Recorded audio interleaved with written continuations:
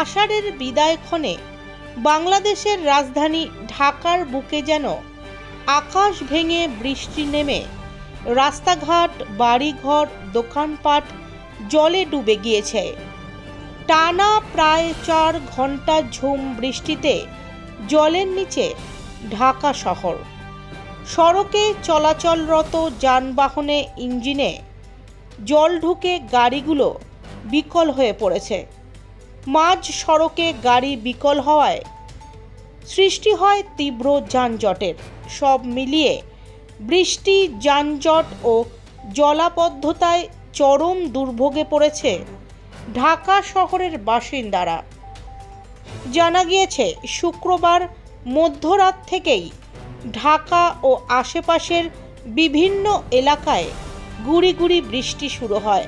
এরপর সকাল 6টার দিকে ভারী বৃষ্টি ঝরতে শুরু করে।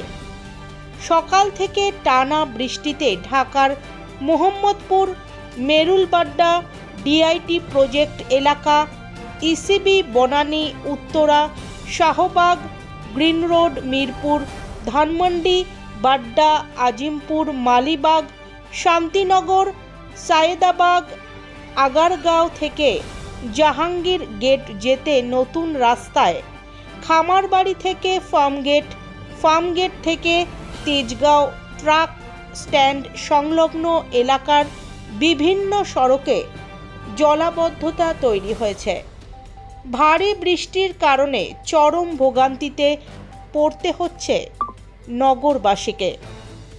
সড়কে জল জমে যাওয়ায় গন্তব্যে পৌঁছতে দ্বিগুণ ভাড়া গুনতে হচ্ছে। তারপরও রিক্সা ও সিএনজি পাওয়া যাচ্ছে না। ভারী বৃষ্টিতে ঢাকায় জলাবদ্ধতা দেখা দেওয়ায় যানজট তৈরি হয়েছে।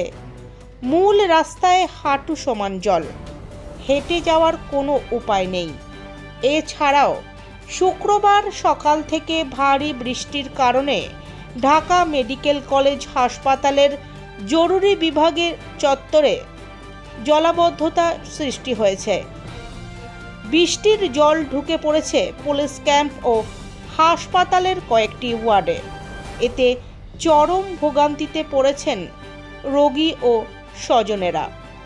আবহাওয়া অফিসের পূর্বাভাস বলছে, আগামীকাল রোববার সন্ধ্যা পর্যন্ত বাংলাদেশের সব বিভাগের অধিকাংশ জায়গায় অস্থায়ীভাবে দমকা হাওয়াসহ হালকা থেকে মাঝারি ধরনের বৃষ্টি অথবা বজ্রসহ বৃষ্টি হতে পারে।